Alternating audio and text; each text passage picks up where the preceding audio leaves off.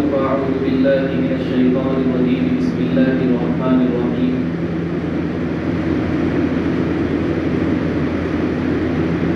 إذا جاء نصر الله والفتح ورأيت الناس يدخلون في دين الله أفواجا فسبح بحمد ربك واستغفره إنه كان توابا صدق الله العظيم وصدق رسوله النبي الكريم ونحن على ذلك من الشاهدين والشاكرين والحمد لله رب العالمين. قابل قدر بزرگوں اور دینی اخوت رکھنے والے نوجوان بھائیوں،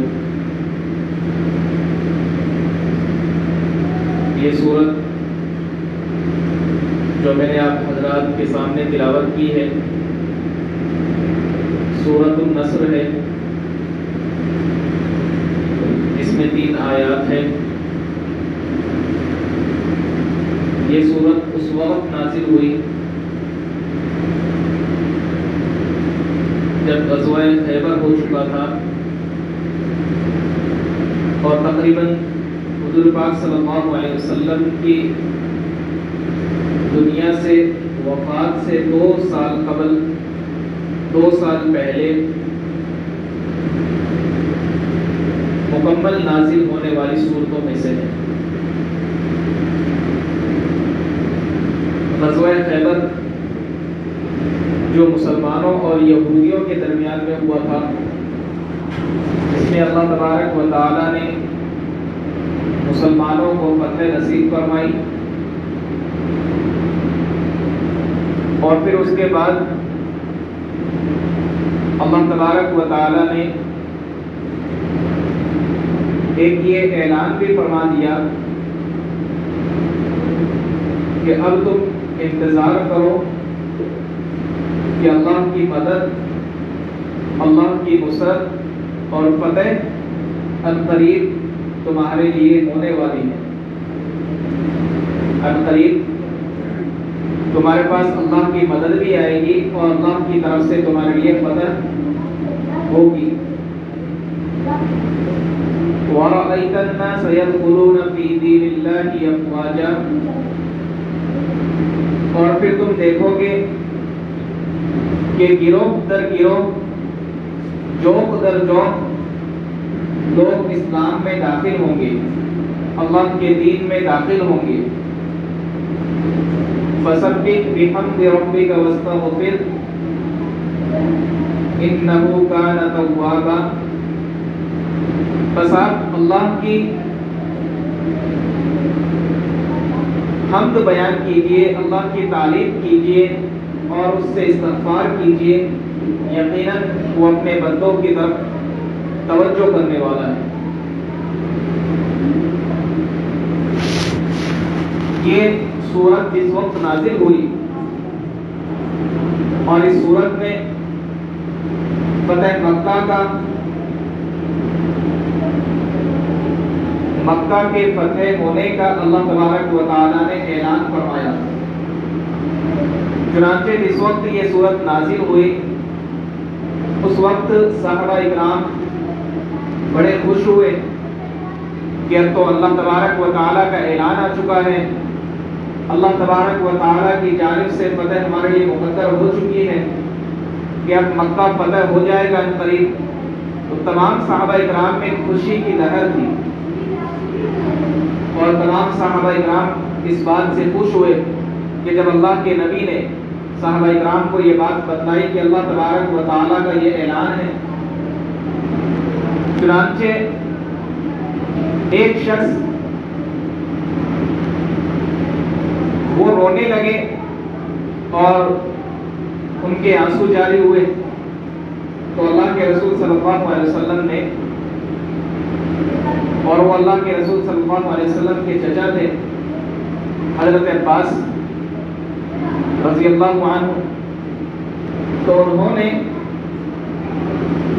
جب ان کا یہ چہرہ دیکھا روتا ہوا اور ان کے آنسو جاری دیکھے تو اللہ کے رسول صلی اللہ علیہ وسلم نے ان سے پوچھا کہ تمہارے رونے کا سبب؟ حضرت عباس فرمائے کہ اللہ کے رسول، مجھے لگتا ہے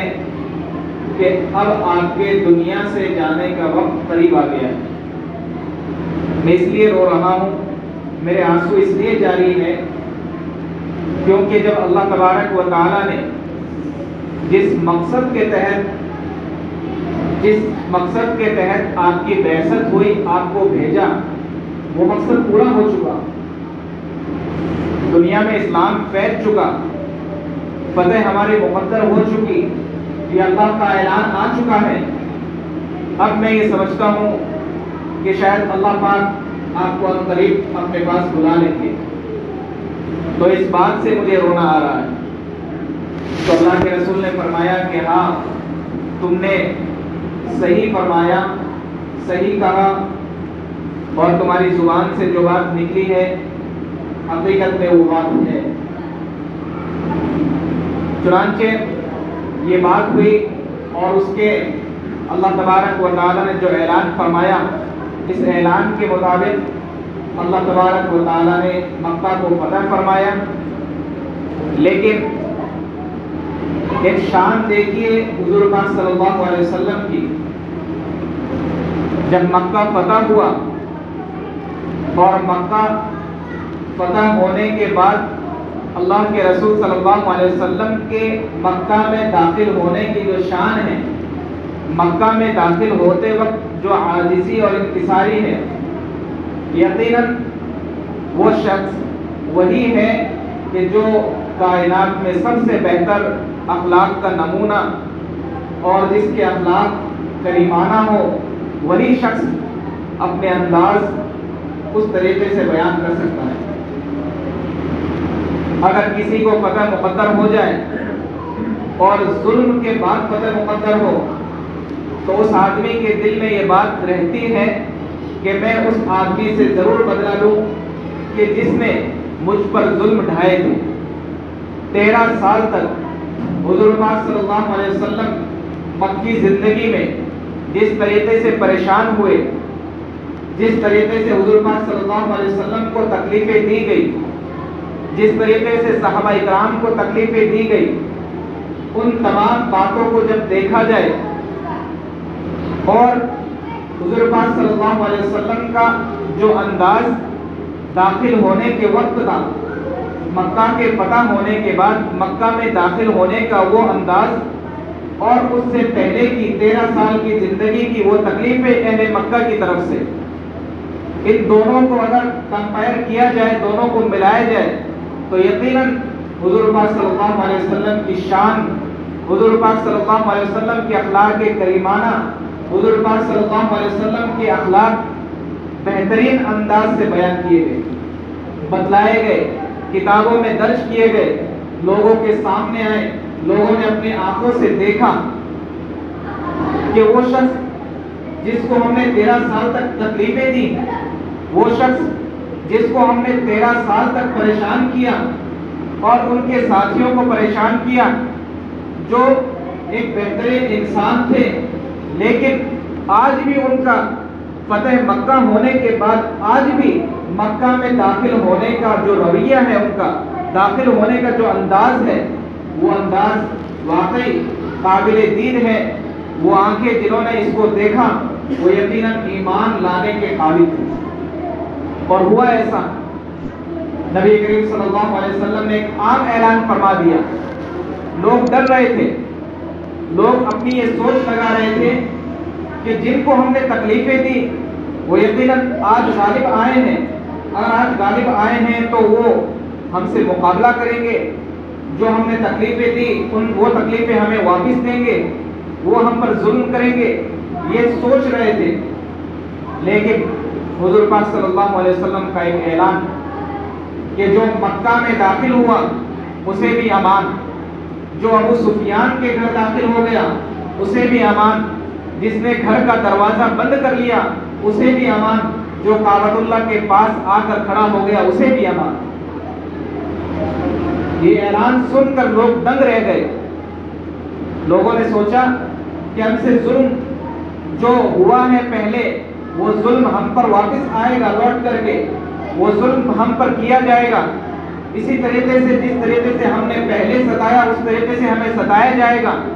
لیکن نہیں۔ اور یہاں تک اللہ تبارک و تعالیٰ نے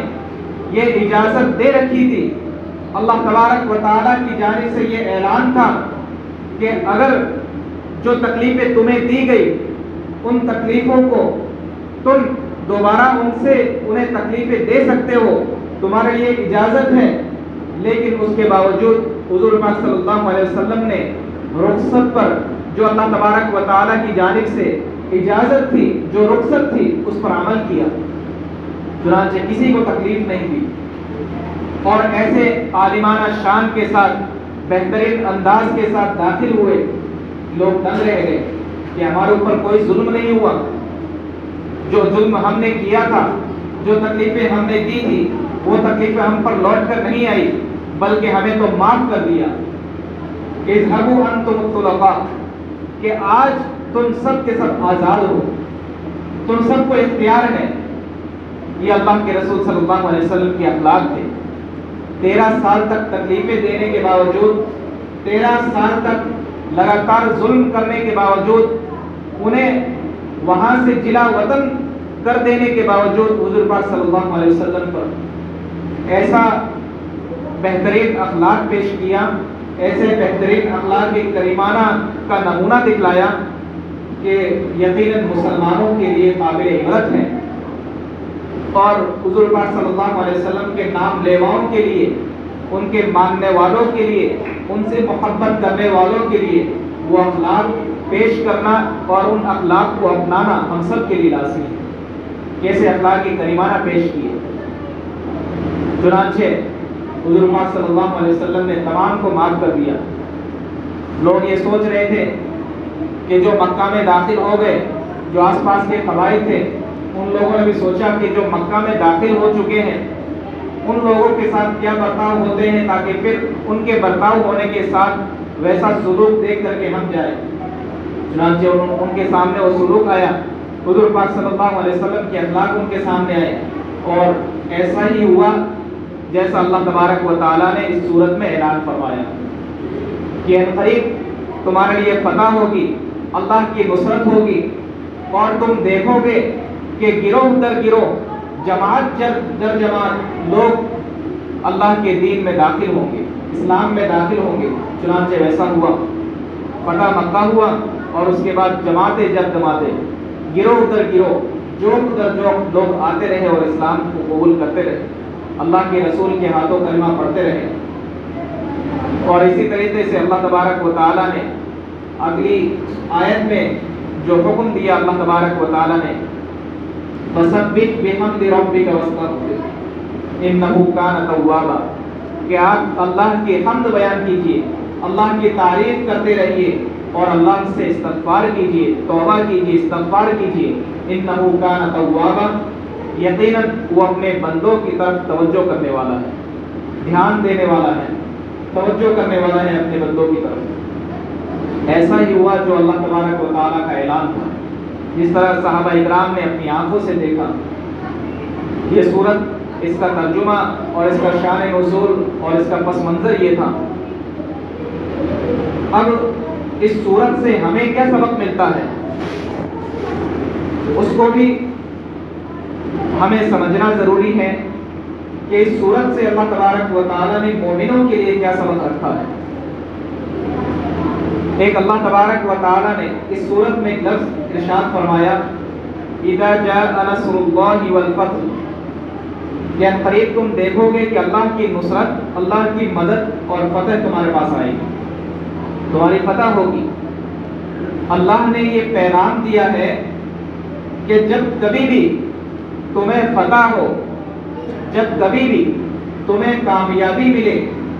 جب تم کبھی بھی کامرانی سے ہمکنار ہو، تو یقیناً اس میں اللہ کی مدد ہوتی ہے، اس میں اللہ کی نصرت ہوتی ہے، وہ اللہ تبارک و تعالیٰ کی جانب سے ہوتا ہے۔ ایسا نہیں کہ کامیاب ہو گئے، کسی بھی امتحان میں کامیاب ہوئے تو انسان کو ہرگز یہ دعویٰ اور یہ الفاظ زبان سے نہیں نکالنے چاہیے کہ جو کچھ ہوا وہ ہمارے دم پہ ہم نے کیا، ہم نے جو کچھ کیا وہ ہم نے اپنے بلبوتے پر کیا، نہیں۔ اللہ نے حضور پاک صلی اللہ علیہ وسلم کو یہ ارشاد فرمایا ہے کہ جب فتح مکہ ہوگا یقیناً وہ اس کے ساتھ اللہ کی نصرت ہوگی۔ تو ہمیں ایک پیغام دے دیا کہ جب کبھی بھی تمہیں کامیابی ہو تو اللہ تعالیٰ کا شکر ادا کرے، وہ اللہ کی نصرت ہے، اللہ کی مدد ہے۔ جب کبھی بھی تمہیں کامیابی ملے تو اللہ کا شکر ادا کرو۔ اللہ تبارک و تعالیٰ کا شکر ادا کریں گے تو ہوگا کیا؟ لئن شکرتم لازیدنکم، کہ اللہ تبارک و تعالیٰ کا جتنا بھی شکر ادا کریں گے تو اللہ تبارک و تعالیٰ ہماری نعمتوں میں اضافہ فرمائیں گے، ہماری نعمتوں میں اضافہ فرمائیں گے۔ اور یقیناً ہماری دنیا بھی اچھی ہوگی جب نعمتوں میں اضافہ ہوگا، اور اللہ کا شکر ادا کریں گے تو ہماری آخرت بھی اچھی ہوگی۔ یہ اللہ تبارک و تعالیٰ نے ایک سبق دیا اس صورت میں کہ ہمیں سمجھنا چاہیے کہ جب کبھی ہم کوئی کام کریں، کسی کام کا آغاز ہو یا کسی کام کا اختتام ہو، چاہے ہم کسی کام کو شروع کریں یا کسی کام کو ختم کریں، جب ہمیں کامیابی مل جائے تو یقیناً ہمیں چاہیے کہ ہم یہ چیز مانیں کہ اس میں اللہ کی مدد ہمارے ساتھ میں رہی، اللہ کی نصرت ہمارے ساتھ میں رہی، جو ہم اس کام میں کامیاب ہوئے۔ اور پھر دوسرا سبق ہمیں یہ ملتا ہے جو آخر میں یہ دو سبق، دوسرا سبق بتلا کے آپ حضرات کو اور پھر اختتام کرتے ہیں۔ دوسرا سبق ہمیں یہ دیا گیا جو حضور پاک صلی اللہ علیہ وسلم سے ارشاد فرمایا فَسَبِّحْ بِحَمْدِ رَبِّكَ وَاسْتَغْفِرْ، کہ آپ اللہ کی حمد بیان کیجئے اور اللہ سے استغفار کیجئے۔ دو چیزیں اگر انسان کر لے تو یقیناً اس کے لیے کامیابی بھی ہے اور اس کی دنیا بھی اچھی بنے گی، اس کی آخرت بھی اچھی بنے گی۔ پہلی چیز اللہ کا شکر ادا کریں، اور دوسری چیز اللہ سے استغفار کریں، توبہ کریں۔ اللہ تعالیٰ کا شکر ادا کرنے کے ساتھ اللہ سے استغفار کریں گے تو اس میں دونوں چیزیں ہیں کہ اللہ تعالیٰ کا ہم نے شکر بھی ادا کیا جس سے ہمیں اللہ تعالیٰ کی جانب سے کامیابی ملی، اور اللہ سے استغفار بھی کیا کہ جب کامیابی مل گئی، جو اس کامیابی میں ہماری طرف سے کمی کوتاہی رہی تو اللہ تعالیٰ اسے درگزر فرمائے اور اللہ تعالیٰ ہمارے اس کام کو، اس نیکی کو قبول فرما لے۔ ایک بزرگ کا واقعہ ہے کہ انہوں نے بہت زیادہ اللہ تعالیٰ کی عبادت کی، اللہ کی عبادت کی، تو ایک مرتبہ وضو بنانے لگے تو اللہ تعالیٰ کی جانب سے آواز آئی غیب کی کہ تم نے کیا رکھا ہے اس وضو میں، کیا ہے، کیا کرو گے تم وضو کر کے، یہ نماز پڑھ کے؟ جس طرح ہم نماز پڑھتے ہیں ہمارے نمازوں میں کمی کوتاہی ہوتی ہے، تو اس پر ہمیں اللہ تعالیٰ کا شکر ادا کرنا چاہیے اور اللہ سے استغفار بھی کرنا چاہیے۔ شکر اس بات پر کہ اللہ کی توفیق ملی، ہم نے نماز ادا کی، اور استغفار اس بات پر کہ اللہ تعالیٰ جو ہمیں نماز پڑھی ہے تیری توفیق سے، لیکن اس میں جو کچھ کمی کوتاہی ہوئی ہے اسے درگزر فرما۔ تو انہیں غیب کی آواز آئی اور اس آواز پر انہوں نے غور نہ کیا اور نماز پڑھی۔ نماز پڑھنے کے بعد پھر ان کے شاگرد نے پوچھا کہ جب غیب کی آواز تمہارے لیے آئی تھی کہ تمہیں کیا کرنا ہے وضو کر کے، نماز پڑھ کے تمہیں کیا حاصل ہوگا، تو ان بزرگ نے کہا کہ اس در کے علاوہ کون سا در ہے کہ میں کہیں جاؤں، اس در کے علاوہ کون سا وہ در ہے جس در پہ میں جاؤں اور اس سے استغفار کر لوں، میرے لیے تو یہی در ہے، مجھے تو یہی اپنے سجدے کو ریز کرنا ہے، اپنی پیشانی کو جھکانا ہے، سجدہ ریز ہونا ہے، اس در کے علاوہ میرے پاس کوئی در نہیں ہے۔ دوبارہ آواز آئی یقیناً یہ چیزیں تمہارے لیے کامیابی کی چیزیں ہیں۔ کہ نماز پڑھتے وقت بندہ یہ بھی نہ سوچے کہ میں نے نماز پڑھ لی بہت بڑا تیر مار لیا، میں نے نیکی کر لی بہت بڑا تیر مار لیا، نہیں، اللہ کا شکر ادا کرنا ہے۔ ہم نے نیکی کر کے اللہ کا شکر ادا کرنا ہے اور ساتھ میں استغفار کرنا ہے۔ اسی لیے نماز کے بعد الحمدللہ بھی کہنا چاہیے اور استغفر اللہ بھی کہنا چاہیے کہ اللہ کا شکر ادا اس بات پر کہ اللہ کی توفیق ہوئی، ہم نے نماز ادا کی، کوئی بھی نیکی کرے اللہ کی توفیق ہو اس بات پر کہ ہم نے وہ نیکی کی، اور ساتھ میں استغفار بھی کرے کہ اللہ جو نیکی کی ہے وہ صرف اور صرف تیری توفیق سے، تیری مدد سے، تیری نصرت سے، اور اس تو نیکی کے کرنے میں جو ہم سے کمی کوتاہی ہوئی ہے، جو غلطیاں کوتاہیاں ہوئی ہیں، اسے درگزر فرما۔ تو اللہ تبارک و تعالی ہمیں اس صورت سے جو نصیحت ہمیں دی گئی ہے اس نصیحت کو لینے کی، اس نصیحت کو قبول کرنے کی اور اس کے مطابق زندگی گزارنے کی توفیق نصیب فرمائے۔ وآخر دعوانا الحمد للہ رب العالمین۔